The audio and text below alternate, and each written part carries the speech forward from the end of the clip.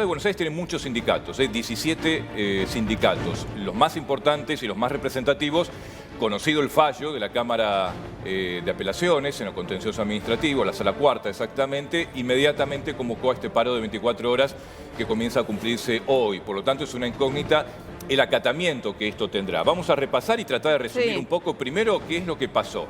Este fallo, digamos, no se pronuncia sobre lo que pidió Larreta en la Corte Suprema de Justicia, no tiene nada que ver.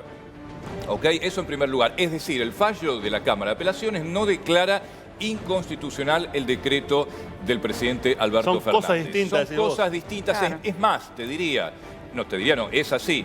Larreta no es parte en este fallo. Por lo tanto, la ciudad no puede ni siquiera, no lo haría tampoco, pero ni siquiera puede recusar.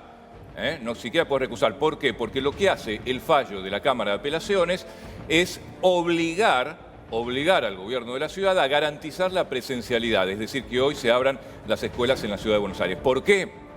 Bueno, reivindica el poder de autonomía, el estatus que tiene desde la reforma del 94 la ciudad de Buenos Aires, que es un estatus político similar a la de cualquier provincia de la República Argentina, porque tiene, digamos, que cumplir sus funciones básicas de acuerdo a su propia constitución. La ciudad de Buenos Aires tiene una propia constitución, ¿ok?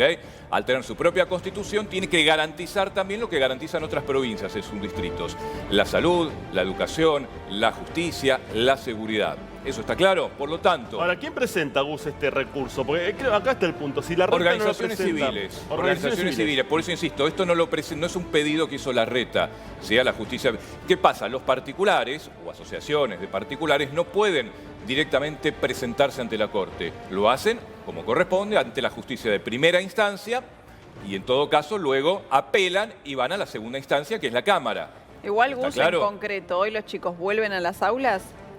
A ver, las escuelas van a estar abiertas. Sí. Después hay otra cuestión que es operativa, por lo cual es muy probable, por lo que estuve viendo hasta muy tarde, muchas escuelas van a mantener hoy, digamos, la modalidad virtual porque no alcanzaron a reacomodarse. Claro. Por lo tanto, recién en el día de mañana van a abrir. Ojo, y en esto hay que separar lo que es la escuela pública de la escuela privada. Sí. La educación es una sola, pero la verdad es que las escuelas privadas podrían tranquilamente abrir porque no adhieren al paro.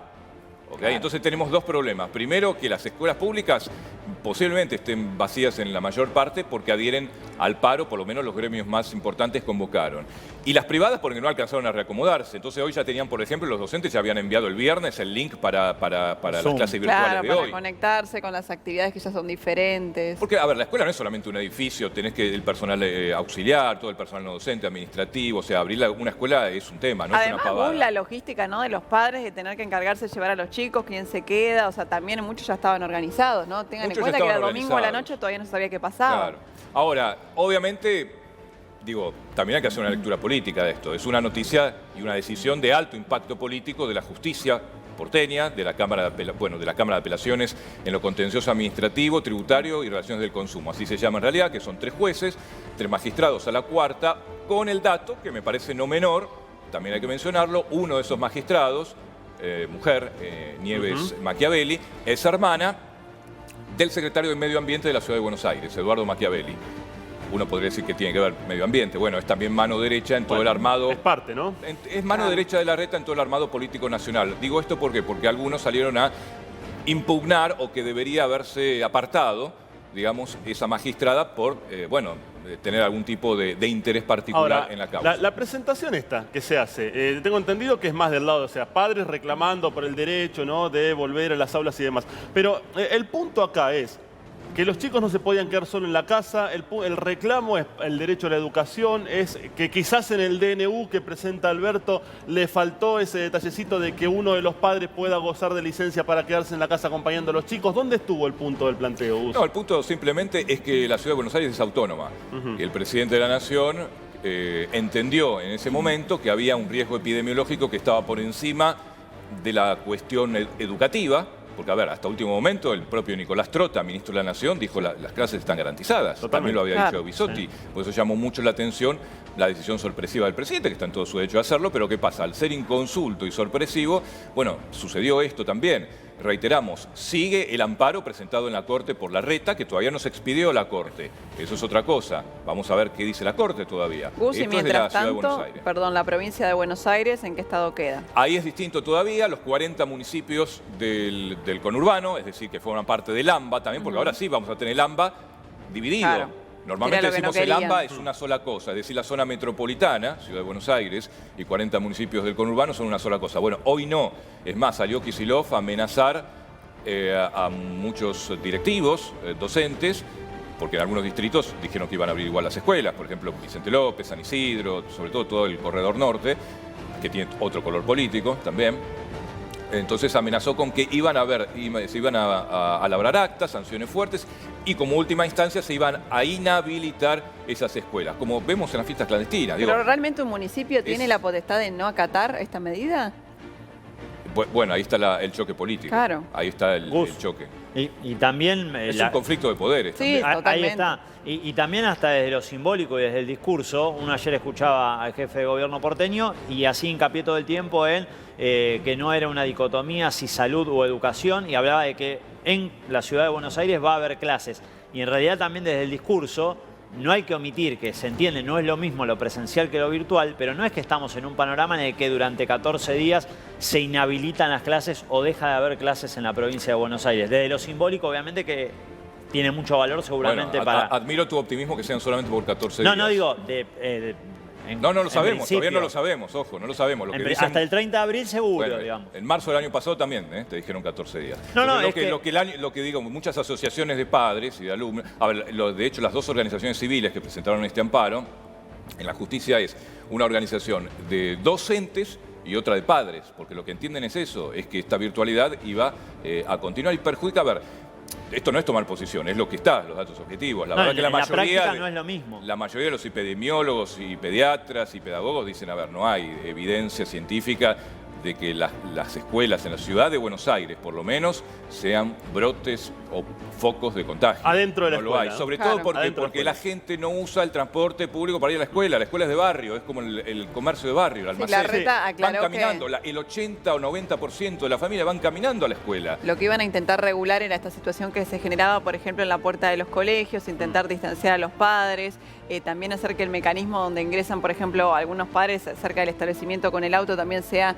de una manera más ágil para que no se termine. Claro, aclaró un poco porque había sido uno de los puntos. Recuerdo también que había un montón de personas que habían destacado este tema de que dentro de las escuelas a los chicos los hacían cumplir muchísimos protocolos y fuera de los colegios los padres estaban amontonados como una imagen, ¿no? Realmente que evidentemente vemos todos los días como viaja la gente en el Sarmiento o en el Mitre. Totalmente. Porque se agolpan 10 padres en la puerta. También es relativo. No dar la razón a reclamos, creo que compartimos también que cuando es 28 de febrero y las clases no empezaron, hay un tránsito en todo el país, no solamente, principalmente en la ciudad de Buenos Aires, y el día primero empiezan las clases y el tránsito es un caos. Eso lo compartimos, ¿no? Porque cuando hay un punto, y acá yo quiero destacar esto que quizás llega por parte del gobierno nacional, cuando dice queremos cortar un poco la circulación, el caudal vehicular en el momento que empiezan las clases es totalmente distinto al momento que no lo hay. Por eso creo que apuntaba más que nada a eso que a lo que pasaba dentro de las escuelas. Claro. No, y bueno, la circulación esa es la que están buscando cortar. Ahora, después también volvamos a decir si es suficiente cortar solamente las clases o si era necesario para cortar la circulación del virus, que ya es un poco más del debate de fondo, ¿no? Si era necesario cortar absolutamente todo, justamente para que en 15 días se pueda cortar la circulación del virus. Según las mediciones, de la tarjeta SUBE, lo que se estimaba es que eran 500.000 personas que estaban circulando desde que comenzaron las clases. O sea que estos serían tanto alumnos como profesores o personal de maestranza. Seguramente si hubiera controles mucho más férreos y como tienen que ser, la circulación bajaría incluso mucho más, lo sabemos. Ahora, nosotros no nos podemos poner en contra, nunca me voy a poner en contra de un laburante que aunque no sea esencial, para él sí su trabajo es esencial. Sea un plomero, un gasista, lo que sea, que vive de changas y no es trabajador esencial de la policía o médico, enfermero, qué sé yo, y tienen que igual tomarse el Mitre o el Sarmiento o el San Martín, lo que sea, a las 3 de la mañana, 4 de la mañana para venir a la ciudad de Buenos Aires a trabajar.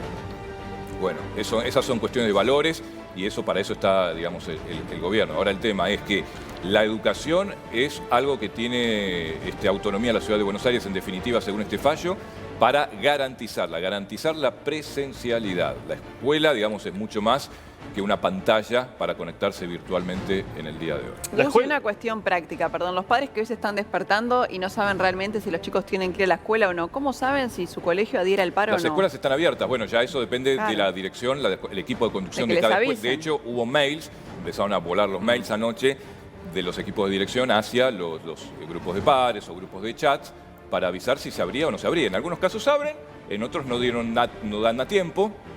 Tienen que reacomodarse, es una cuestión nada más que organizativa y operativa y comenzará el martes. Pero las escuelas están abiertas, abren hoy. A mí el mail que me llegó del colegio de mis hijos fue claro. Fue, miren, bueno... En Capital. Se está resolviendo todo esto. Se llegó una comunicación ahí de la DIGEP también, que es Sí. importante, en la Dirección justamente De General sí. de Educación de la ciudad. Pero, digo, más allá de esto fue, mire, lunes ya tenemos todo armado para hacer virtual. Claro, Lo hacemos virtual. Claro. Pero hay un detalle acá. Es una escuela privada, si bien es parroquial, es una escuela humilde, pero tienen El los chicos... semiestatal debe ser. Sí, semiestatal. Claro. Tienen los chicos la posibilidad quizás de acceder un poco más a la virtualidad. En las escuelas públicas es muy difícil. Bueno, hoy los chicos en las escuelas públicas, si están en paro, no van a tener clases, pero los chicos Claro. que van a la escuela pública, no todos tienen una computadora en la casa. Y ahí está la diferencia que provoca la virtualidad, que no provoca la presencialidad, ¿no? Sí, a ver, repito, son datos objetivos del año pasado. Hubo una enorme deserción de alumnos, porque la escuela no es solamente lo educativo, va más allá, o sea, es fundamental aprender a leer y a escribir, por ejemplo, a razonar, al pensamiento abstracto, a conceptualizar un montón de cosas, pero más allá de eso, es un espacio integral de socialización, es un espacio de identificación con tus pares, es un espacio de contención. A ver, si los chicos no están en la escuela, ¿dónde están? En Bueno, hay plaza, o sea, pueden estar en las plazas, por ejemplo. Puede haber fútbol, pero no puede haber escuelas abiertas. O sea, seguimos en esa Era un contradicción. mensaje raro, sí. Sí. Digo, es entendible desde el lado de los padres. No estoy justificando yo personalmente, digo, desde las asociaciones civiles es justificable la bronca y la irritación.